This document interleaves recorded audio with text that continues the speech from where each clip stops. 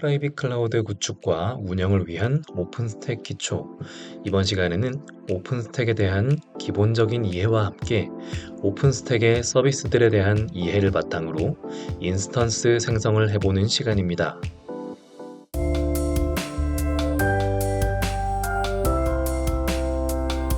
단순히 오픈스택이 클라우드를 구축할 수 있는 오픈소스 플랫폼이라고 알고 계신다면 이제 기업들이 오픈스택을 어떤 이유에서 사용하려고 하는지 알 필요가 있습니다. 오픈스택을 알기 전에 기본적으로 알고 들어가야 할 것들 먼저 정리해 볼게요. 클라우드 이용 모델은 여러 가지가 있지만 오늘은 퍼블릭과 프라이빗 두 가지만 말씀드리겠습니다. 먼저 인터넷을 통해 다수의 사용자가 공유하는 데이터 센터에서 컴퓨팅 리소스와 서비스를 제공하는 클라우드 컴퓨팅 모델을 퍼블릭 클라우드라고 합니다. 이름에서 알 수 있듯이 공공의 사용자를 대상으로 서비스를 하는 클라우드라고 볼 수 있겠습니다. 이를테면 AWS, Azure, GCP, 국내에는 카카오, 네이버 같은 기업들이 이 모델을 제공하고 있습니다. 그런데 퍼블릭 클라우드는 문제점도 있었습니다. 첫 번째는 장애에 대한 대응을 하는 것이 쉽지 않습니다. 클라우드 제공업체의 인프라 장비를 빌려서 이용하는 것이기 때문에 장애 대처를 하기가 쉽지 않았죠. 무슨 말이냐면 예를 들어 여러분들이 AWS, Azure, GCP 같은 클라우드 제공업체의 서버, 네트워크 같은 인프라를 빌려서 사용을 하게 되면 장애가 발생할 경우 대응을 하기가 까다롭습니다. 왜냐하면 장애 복구는 결국 클라우드 제공업체의 몫이기 때문이죠. 2018년 AWS를 통해 서비스를 제공하던 쿠팡과 배민의 서비스가 접속 장애 현상이 나타났습니다. 약 1시간 동안 접속 장애가 있었는데요. 이렇게 클라우드 제공 업체에서 제공하는 인프라 등의 문제가 생기게 된다면 장애가 생긴 기간 동안은 서비스가 어려워지고 손실이 발생할 수 있습니다. 물론 이런 장애가 생길 경우 보상 규정이 있습니다만 장애에 대한 대처가 쉽지 않다는 리스크를 가지고 있습니다. 두 번째는 비용에 대한 부담입니다. 초기 투자 비용과 시간이 많이 드는 온프레미스 방식과는 다르게 사용량에 따른 비용을 지불해야 합니다. 어쨌든 사용량에 따른 비용을 꼬박꼬박 지불해야 한다는 것은 언젠가는 온프레미스를 구축하는 것보다 더 많은 비용을 지불해야 할 수도 있는 것이죠. 마치 이동수단을 위해 차를 구매하는 것을 온프레미스에, 택시를 타는 것을 퍼블릭 클라우드에 비유할 수 있습니다. 차를 구매하는 것은 초기 비용은 많이 들지만 이후에는 기름값만 부담하면 되죠. 반면 택시는 이용할 때마다 요금을 지불해야 합니다. 세 번째는 데이터 보안에 대한 우려입니다. 첫 번째와 비슷한 맥락인데요. 중요한 데이터가 있다면 이를 외부와의 접속이 차단된 안전한 곳에 보관하고 싶을 겁니다. 하지만 퍼블릭 클라우드는 데이터 보안에 취약하다는 인식이 있습니다. 물론 이런 인식과는 별개로 강력한 보안을 제공하고 있습니다. 물리적인 보안뿐만 아니라 네트워크, 데이터에 대해서 보안 정책을 적용하고 있습니다. 그럼에도 불구하고 나의 데이터가 퍼블릭 클라우드 어딘가에 있다는 것은 우려가 되는 부분이기도 합니다. 그래서 프라이빗 클라우드가 등장하게 됩니다. 이런 프라이빗 클라우드를 구축하고 운영하기 위한 도구가 오픈스택입니다. 이렇게 오픈스택은 프라이빗 클라우드를 구축할 수 있는 플랫폼이라는 것을 알았습니다. 그렇다면 클라우드 서비스 모델로서는 어떤 서비스를 구축할 수 있을까요? 이아스 서비스는 가상의 인프라를 서비스로 제공하며 사용자는 가상 인프라 자원을 이용해 미들웨어와 애플리케이션을 호스팅하고 운영합니다. 파스 서비스는 가상의 플랫폼을 서비스로 제공하며 사용자는 가상 플랫폼을 이용해 애플리케이션을 빌드하고 서비스합니다. 사스 서비스는 가상의 소프트웨어 서비스를 제공하며 사용자는 소프트웨어 서비스를 이용합니다. 참고로 이아스와 파스의 사용자는 개발자 혹은 애플리케이션 서비스 업체가 되겠죠. 오픈스택은 여기서 이아스를 구축하는 솔루션이라고 보시면 됩니다. 오픈스택은 VM웨어의 VM웨어 워크스테이션이나 오라클의 버추얼박스처럼 가상 머신을 제공해서 호스트 컴퓨터에서 다수의 운영체제를 동시에 실행 관리 가능하도록 지원하는 플랫폼, 즉 오픈소스의 하이퍼바이저를 지원하고 관리하는 서비스라고 보시면 됩니다. 조금 더 기술적으로 들어가서 물리서버, 이아스, 파스의 기술 구조를 살펴보겠습니다. 먼저 베어메탈은 전통적인 물리서버 위에 OS를 설치하고 와스와 같은 앱 실행 환경과 앱이 배포되어 실행되는 모델입니다. 이아스 클라우드는 중간에 서버 가상화 기술에 해당하며 물리서버 위에 하이퍼바이저가 실행되어 물리서버 자원을 논리적인 가상서버 자원으로 관리해줍니다. 파스 클라우드는 컨테이너 가상화 기술에 해당하며 물리서버 위에 컨테이너 엔진이 실행되고 물리서버 자원을 논리적인 컨테이너 자원으로 관리해줍니다.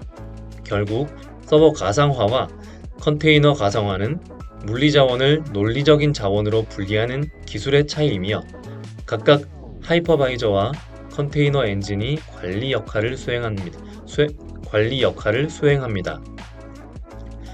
서버 가상화는 가상 서버 생성 시 게스트 OS 설치부터 실행 환경과 앱 환경을 관리하는 반면 컨테이너 가상화는 게스트 OS 없이 실행 환경과 컨테이너 가상화는 게스트 OS를 별도로 실행하지 않기 때문에 서버 가상화에 비교해서 오버헤드가 낮고 빠른 실행이 가능합니다. 참고로 파스 영역은 발전해서 컨테이너 애저 서비스, 플랫폼 애저 서비스, 펑션 애저 서비스로 구분됩니다. 마지막으로 오픈스택으로 SDDC를 구축할 수 있습니다. SDDC는 소프트웨어로 정의된 데이터 센터라는 말로 모든 자원을 소프트웨어로 정하고 관리한다는 뜻입니다. 따라서 컴퓨팅, 네트워크, 스토리지의 모든 리소스를 가상화해서 소프트웨어로 관리할 수 있습니다. 이렇게 소프트웨어로 배포하고 관리하기 때문에 민첩하게 자원을 배포할 수 있고 비용까지 절감할 수 있습니다. 그래서 정리하자면 오픈스택은 주로 프라이빗 클라우드를 구축하는 데 필요한 플랫폼입니다. 그리고 이아스 단계에서 인프라 구축에 필요한데 서버 가상화를 통해서 SDDC를 구현할 수 있다라고 보시면 되겠습니다.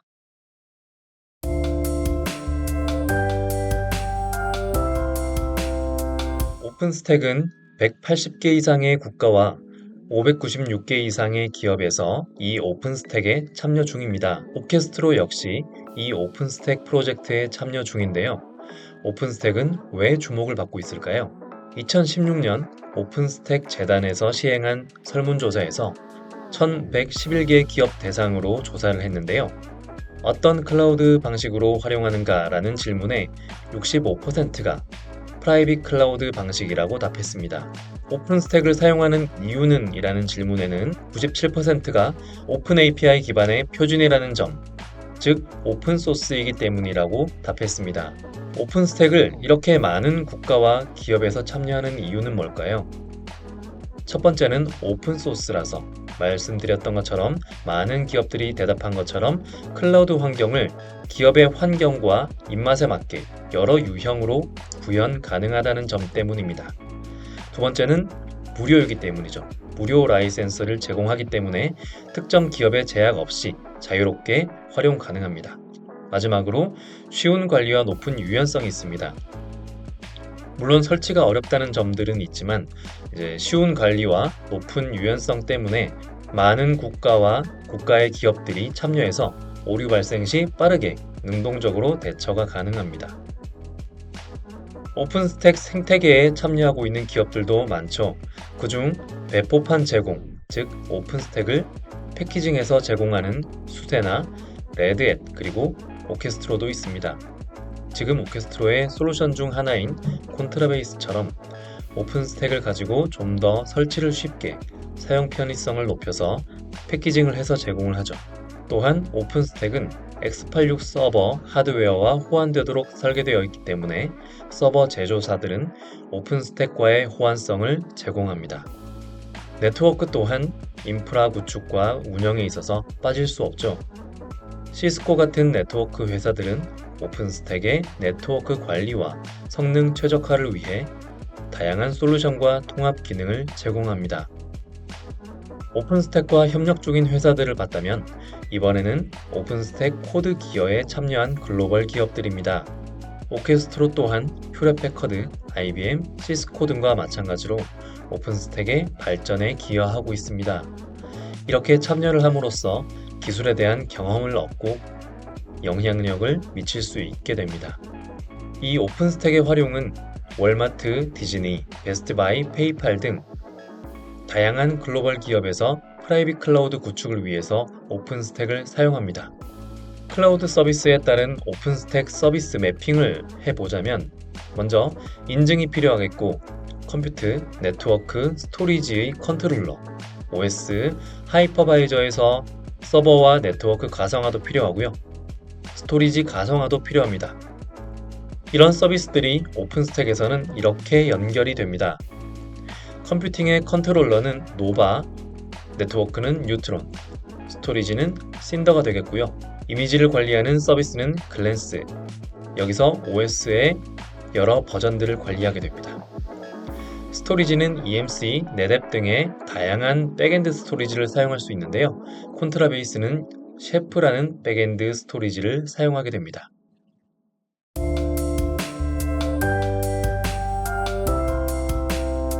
먼저 오픈스택에 접속해서 로그인을 하게 되면 다음과 같은 화면이 나오게 됩니다.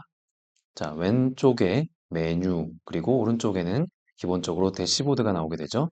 이 대시보드는 호라이즌이라는 서비스를 설치를 했을 때 보여지는 화면인데요. 간략한 요약이라고 나오죠. 네, 컴퓨트, 볼륨, 네트워크에 대한 사용 정보를 대시보드 상에서 확인을 할 수 있고요. 또 간단하게 기간별로 조회를 해볼 수도 있고요. 자, 왼쪽 메뉴를 보시면은 크게는 프로젝트, 그리고 관리, 인증 세 가지로 나누어져 있습니다. 물론 어드민으로 관리자로 접속을 했을 때에는 이 세 가지가 다 보이게 되고요. 사용자로 접속을 했을 때에는 중간에 관리 메뉴는 보이지 않게 됩니다. 도메인, 그러니까 어드민으로 접속을 했을 때에는 하단의 프로젝트를 모두 볼 수 있어요. 다만 유저, 사용자로 접속을 했을 때에는 각 사용자가 속해 있는 그 프로젝트 안의 리소스들만 확인을 할 수 있습니다. 자, 그래서 어드민하고 그 다음에 일반 사용자하고 나뉘어져 있다는 점을 알고 계시면 좋을 것 같고요. 그래서 이 둘이 어드민하고 유저하고 범위, 권한, 역할별로 나뉘어집니다. 다시 한번 얘기를 드리자면 일반 유저는 프로젝트에만 접근을 할 수 있고요. 어드민 계정으로 로그인을 하게 되면 프로젝트뿐만 아니라 관리에 대한 메뉴도 접근 가능합니다. 그래서 프로젝트 메뉴를 열어보면 특정 사용자 그룹이나 팀에 할당된 자원 관리까지 할 수 있습니다. 그리고 관리를 열어보면 메뉴가 비슷합니다만은 오픈스택 환경의 전체를 관리할 수 있어요. 그리고 권한도 중요하죠. 해당 프로젝트 내에 자원만 접근하고 관리 가능하다라고 이제 말씀드렸던 것처럼 로그인을 하게 되면은 내가 속한 프로젝트 안에 리소스만 접근 가능합니다. 그리고 이제 관리 메뉴로 갔을 때에는 모든 프로젝트가 보여지게 되고요. 그 리소스에 대해서 접근 가능하게 됩니다. 그럼 역할은 어떨까요? 프로젝트로 들어갔을 때에는 사용자나 팀의 특정 용도를 위한 자원 관리를 할 수 있습니다. 자, 이 프로젝트 안에 지금 이 사용자나 사용자 그룹을 포함시킬 수 있고요. 그 팀이나 사용자에 대한 특정 용도를 위한 자원을 확인할 수 있는 것이죠.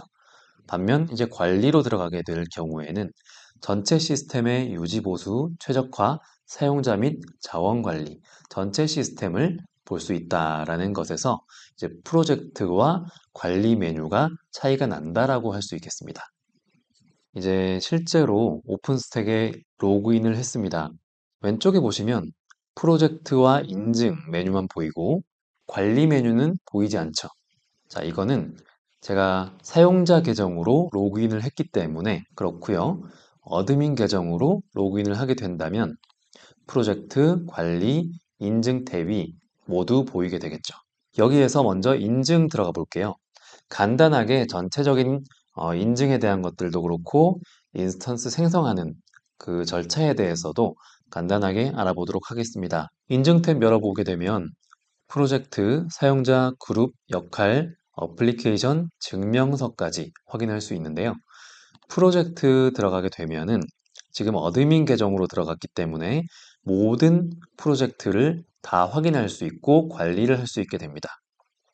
자, 프로젝트 중에 하나를 보게 되면 자, 미리 만들어 놓은 이 PROJ라는 프로젝트를 멤버 관리를 한번 눌러보겠습니다. 그러면 이 프로젝트 정보뿐만 아니라 프로젝트에 대한 멤버도 설정을 해줄 수 있어요. 이 멤버라는 거는 왼쪽에 사용자, 그리고 프로젝트 그룹은 사용자 그룹을 의미합니다. 그래서 프로젝트 멤버를 추가해 줄 수도 있고요. 추가된 멤버에 대해서 역할을 부여해 줄 수도 있습니다. 자, 이 역할은 뭐 어드민, 매니저, 뭐 서비스, 멤버, 리더. 자, 이런 것들까지 이제 하나하나 복수적으로 중복되게 추가를 해줄 수가 있습니다. 그리고 프로젝트 그룹도 마찬가지입니다. 프로젝트 그룹도 미리 만들어 놓은 그룹이 있다면 이렇게 쉽게 추가를 해줄 수 있어요. 그리고 저장을 누르게 되면 이제 적용이 되겠죠. 그렇다면 사용자와 그룹은 어떻게 만들까요? 사용자 들어갔을 때 생성 눌러가지고 사용자 이름과 그리고 그 사용자가 로그인을 할 때 이제 아이디뿐만이 아니라 이제 패스워드도 입력을 해야 되기 때문에 패스워드도 입력을 해주고요. 그 다음에 역할도 부여해 줄 수 있습니다. 자, 이 역할 같은 경우에는 지금 이 정도로 나와 있지만 더 추가를 해줄 수도 있고요. 필요에 따라서. 그리고 이 역할이 어떤 메뉴에 접근 가능한지는 오픈스택에서는 이 호라이즌에서는 세세하게 설정하는 것이 불가능합니다. CLI로 명령어를 통해서 지정을 해줄 수 있다라고 보시면 될 것 같아요. 자, 그래서 역할 지정해주고 사용자 생성하게 되면 보시는 것처럼 이런 사용자들이 만들어지게 됩니다. 그럼 그룹은 어떻게 만드는 걸까요? 자, 이 그룹 생성을 눌러가지고 이제 그룹 이름 정하고 생성하게 되면 간단하게 생기는데요. 멤버 관리를 통해서 사용자를 추가해 줄 수 있습니다. 자, 이 사용자는 당연히 앞서서 입력을 했던 그 사용자에 있는 리스트를 추가해 줄 수 있는 것이죠. 자, 그러면 이제 이런 그룹은 왜 필요하냐면 사용자에게 이제 역할을 주는데 여러 사용자에게 똑같은 역할을 준다라고 했을 때 그거를 그룹으로 묶게 될 경우에 이 그룹에만 똑같은 역할을 가진 사용자들이 있다면 그룹으로 지정해서 역할을 주면은 훨씬 더 편하게 그룹을 지정해 줄 수 있겠죠. 자, 말씀드렸던 것처럼 역할에서는 이렇게 미리 지정해 놓은 역할들이 있는데요. 호라이즌에서는 기본적으로 선택을 해서 지우거나 혹은 새롭게 생성을 하거나 혹은 역할 편집을 통해서 이름을 바꾸거나 하는 정도의 기능만 제공을 하고 있습니다. 어플리케이션 증명서는 토큰을 생성을 할 수가 있는데요. 증명서 생성을 통해서 증명서의 이름과 기타 사항들과 만료 날짜를 입력을 하게 되면 이 토큰이 생성이 돼서 언제까지 이 토큰만 있으면 인증을 자유롭게 받을 수 있다라는 것들을 설정을 해줄 수가 있겠죠. 인스턴스 실행을 위한 기본적인 세 가지 요소에 대해서 얘기를 드릴게요. 기본적으로 이미지, 플레이버, 네트워크 요 세 가지가 있어야 인스턴스를 생성을 할 수 있습니다. 그리고 추가적으로 이제 볼륨도 필요하죠. 다만 이제 여기서 점선을 쳐놓은 이유는 인스턴스 생성하기를 이제 진행을 하게 되면 기본적으로 처음에 이미지와 플레이버 네트워크는 필수 입력 값으로 이제 정해져 있고요. 볼륨은 이후에 이제 인스턴스가 생성된 이후에 지정을 해 주어도 이제 무방하기 때문에 이렇게 만들어 놨는데요. 기본적으로는 이제 생성하기 위해서 이미지, 플레이버, 네트워크, 볼륨 이 네 가지 정도가 있어야 만들어진다라고 필수 요소다라고 이해를 해주시면 될 것 같아요. 인스턴스는 이제 가상 머신이죠. 이제 컴퓨팅 노드라고 하는 그 하이퍼바이저 서버에서 이제 호스팅이 되는 거고요. 이미지는 이제 운영체제 템플릿이죠. 다양한 이미지 포맷을 제공을 한다. 그리고 플레이버는 사양이죠. 그래서 할당할 뭐 램이나 CPU 같은 것들을 미리 구성을 해놓고 이제 불러와서 쓸 수 있는 그런 가상 시스템 하드웨어 템플릿이다라고 이해를 해주시면 될 것 같아요. 그리고 네트워크는 이제 아시는 것처럼 이제 내 외부 네트워크를 설정할 수 있고 뭐 라우터, 플로팅 IP 등을 이제 설정을 해줄 수 있습니다. 그리고 볼륨까지 이제 만들어 보도록 할게요.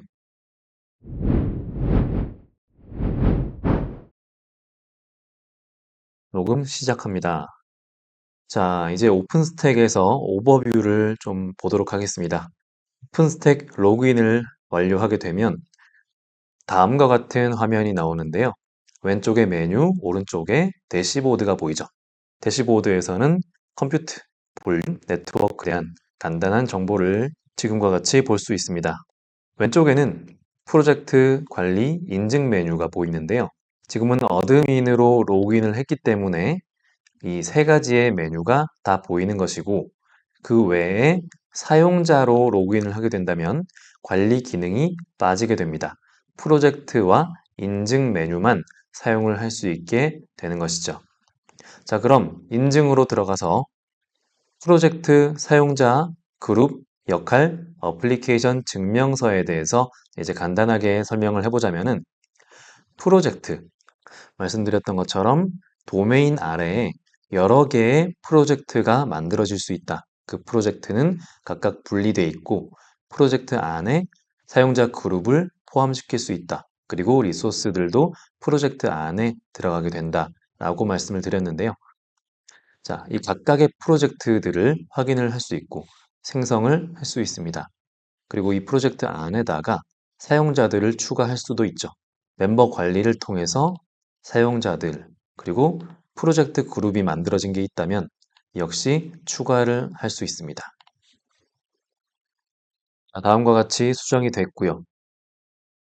사용자도 마찬가지입니다. 지금 이미 등록이 된 사용자들이 보이고요. 여기서 사용자 생성 버튼을 통해서 새롭게 사용자를 추가할 수 있습니다. 사용자 이름과 그리고 이 사용자가 로그인을 할 때 사용할 패스워드를 입력해 주고 사용자 생성을 하게 되면 다음과 같이 사용자가 만들어지게 됩니다. 그룹도 마찬가지로 사용자들의 모임이 그룹이라고 보시면 되는데요. 예를 들어서 여러 다수의 사용자들에게 똑같은 역할을 준다라고 했을 때에는 그 사용자들을 묶어서 사용자 그룹에다가 넣을 수 있습니다.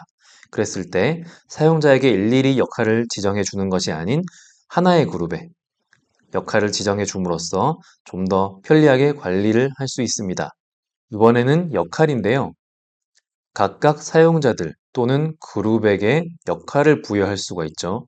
지금 보시면 어드민 뿐만 아니라 매니저, 멤버, 리더, 그 외에도 많은 역할들을 생성을 해줄 수 있는데요. 자, 지금 보시는 이 호라이즌 화면에서 GUI 화면에서는 역할의 이름 정도만 설정을 해줄 수 있습니다. 그 외에 세부적인 이 역할의 디테일한 설정은 CLI 명령어를 통해서 설정을 해줄 수 있습니다. 마지막으로 어플리케이션 증명서입니다. 토큰이라고 보시면 되는데요. 토큰의 이름과 만료 날짜, 만료 시간 등을 입력을 하시면 이제 이 토큰에 정해진 이 만료 일자와 시각에 따라서 자유롭게 토큰을 부여하고 토큰을 가지고 있는 자들은 만료 날짜와 만료 시간을 부여하고 어플리케이션 증명서를 생성하면 이제 토큰이 만들어지게 됩니다. 이번에는 이미지에 대해서 알아보겠습니다. 자, 프로젝트의 컴퓨터에 이미지로 들어갑니다. 보면 이미 생성이 된 4가지 정도의 이미지가 보여지는데요. 이미지를 선택을 해보게 되면 이미지에 대한 정보를 볼 수 있습니다. 자, 이미지의 이름과 뭐 유형도 지정을 해줬다면 유형, 그다음에 상태는 동작 중으로 나오네요.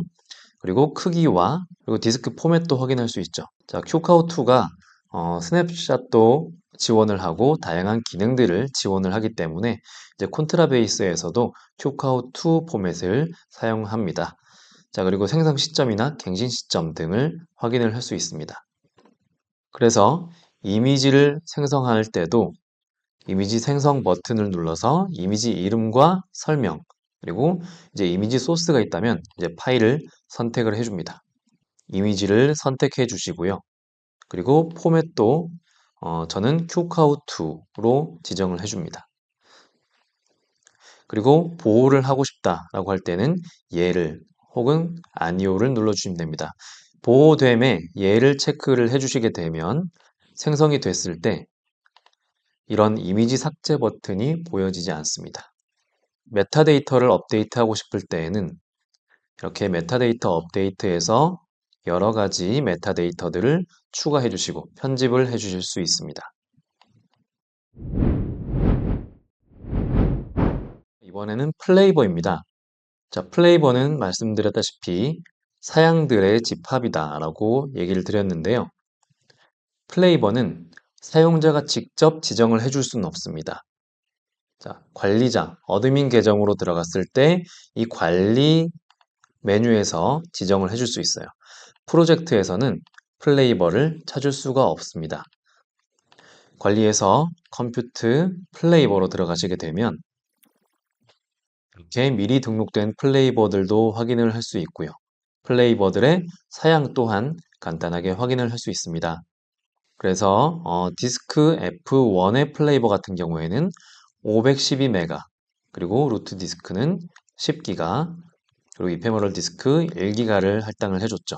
그리고 수압 디스크도 512메가로 할당을 해준 걸 볼 수 있습니다. 자, 생성을 하고 싶을 때에는 플레이버 생성 버튼을 통해서 다음과 같은 이런 사양들을 지정을 해 놓으시면 됩니다. 그래서 이름, CPU 종류, 그리고 램, 이페머럴 디스크, 루트 디스크, 필수 입력 값도 있고, 그 다음에 옵션으로 입력을 할 수 있는 값들이 있습니다. 이런 것들을 입력을 해 주시고 생성을 해줄 수 있는 것이죠. 이번엔 네트워크를 확인해 보도록 하겠습니다. 네트워크 또한 생성은 프로젝트 관리 모두 가능한데요. 관리에서도 네트워크 들어가서 네트워크 들어가시게 되면 미리 만들어진 네트워크들이 있죠. 그리고 프로젝트에서도 네트워크를 생성을 해줄 수 있습니다. 자, 여기서 네트워크도 마찬가지고 볼륨, 그 외에 이제 인스턴스들, 이런 리소스들이 어드민 계정에서는 모든 리소스들을 확인을 할 수 있습니다. 단, 사용자 계정으로 들어갔을 때에는 해당 사용자가 포함된 그 프로젝트의 리소스들만 확인할 수 있다는 점을 알고 계셔야 되겠죠. 자, 그래서 네트워크도 확인을 해보도록 하겠습니다. 지금 3개의 네트워크가 만들어져 있는 걸 볼 수 있고요. 각각 네트워크의 주소들도 확인을 해볼 수 있습니다. 자, 이렇게 등록된 네트워크를 확인하거나 네트워크 토폴로지를 통해서 프로젝트에서 연결된 구성된 네트워크 구성을 확인을 할 수 있습니다. 마지막으로 볼륨입니다. 볼륨은 프로젝트 볼륨으로 들어가서 생성을 해줄 수 있습니다. 들어가게 되면 미리 만들어진 이 볼륨들을 확인할 수 있습니다. 그리고 볼륨에 대한 상세 정보들도 간단하게 확인할 수 있는데요. 자, 커맨드 볼이라는 볼륨을 확인해 보면 2기가의 이제 사용 상태도 가능함으로 되어 있고요. 그리고 연결은 이제 가용조는 노바로 되어 있습니다. 자, 그 외에도 다양한 정보를 확인할 수 있죠. 그리고 추가로 이제 볼륨 같은 경우에는 해당 프로젝트에서 타 프로젝트로 볼륨을 이전할 수 있습니다. 그리고 이전된 그 볼륨을 해당 프로젝트에서 받기를 할 수 있는 것이죠. 그래서 이전 아이디와 승인 키를 공유를 해서 타 프로젝트에서 이 볼륨을 받을 수 있게 됩니다. 볼륨을 생성하고 싶을 때에는 볼륨 이름과 설명과 그리고 볼륨 소스, 소스 빈 볼륨으로 할 수도 있고요. 그 다음에 스냅샷 혹은 볼륨으로 할 수 있습니다. 자, 이미지로도 시작을 할 수 있죠. 그래서 이미지가 등록이 되어 있다라고 했을 때 등록된 이미지를 선택을 하고 유형이나 크기, 가용 구역, 그룹이 있다면 여기에 나오겠죠. 그룹도 선택을 하고 볼륨을 생성할 수 있습니다. 그러면 이렇게 생성이 된 걸 확인할 수 있죠.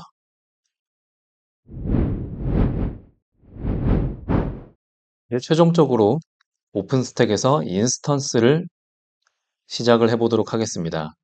자, 인스턴스를 시작하는 과정은 여러 단계로 이제 구성이 되어 있고요.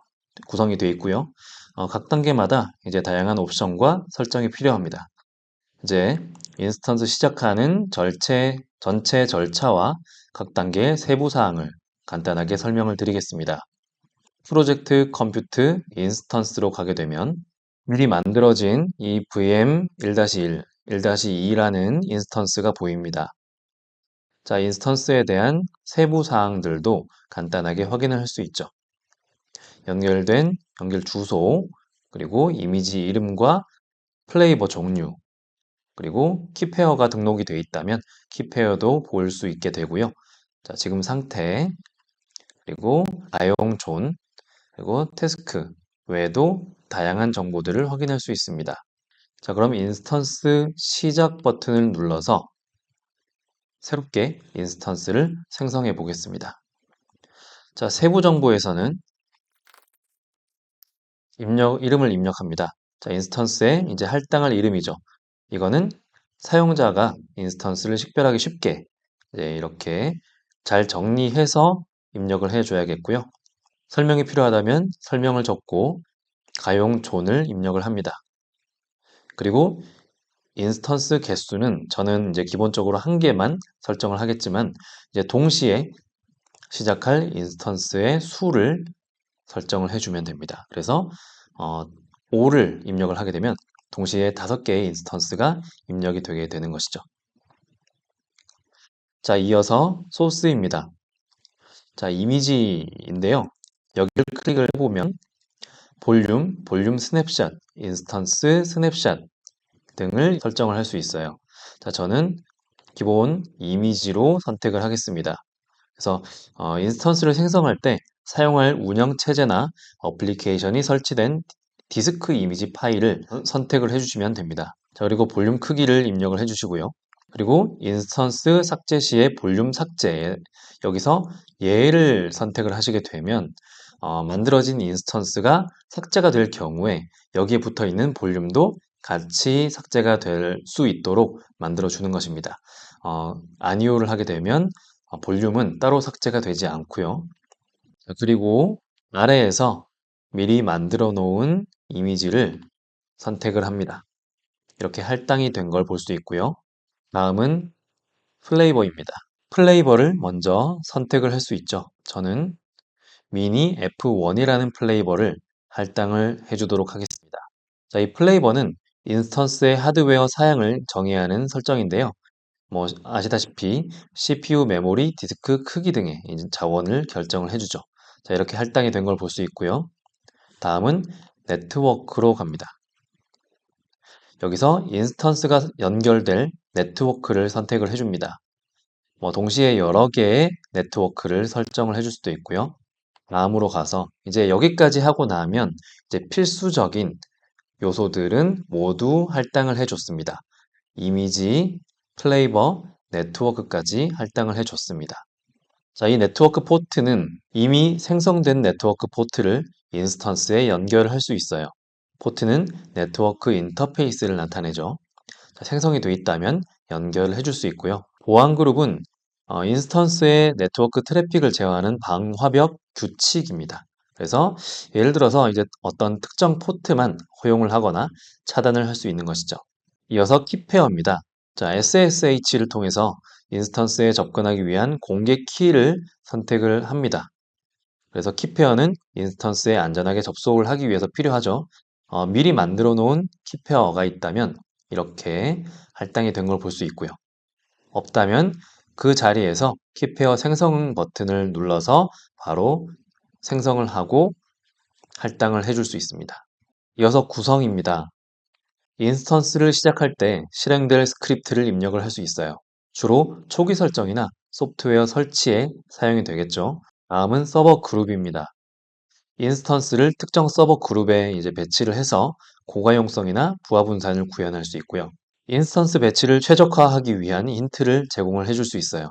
예를 들어서 특정 호스트에 배치를 하거나 호스트 간의 균형을 맞추기 위한 정보를 입력을 해줄 수 있죠. 마지막으로 메타데이터입니다.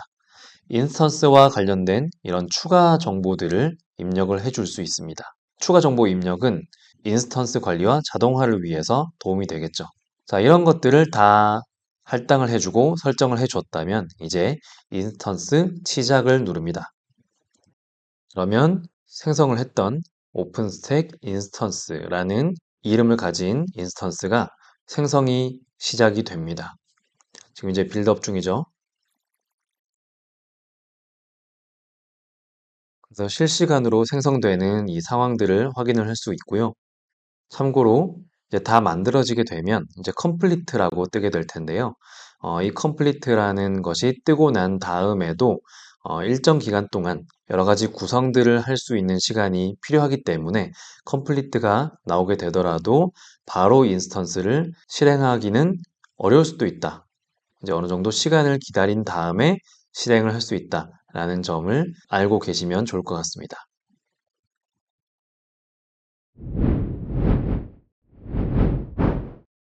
자, 지금까지 확인해봤던 인스턴스의 시작 절차를 요약을 해보자면 세부 정보에서는 인스턴스의 이름과 개수를 설정합니다.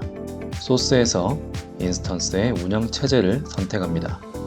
여기서 이제 이미지나 스냅샷이나 볼륨 등을 선택을 해주면 되겠죠.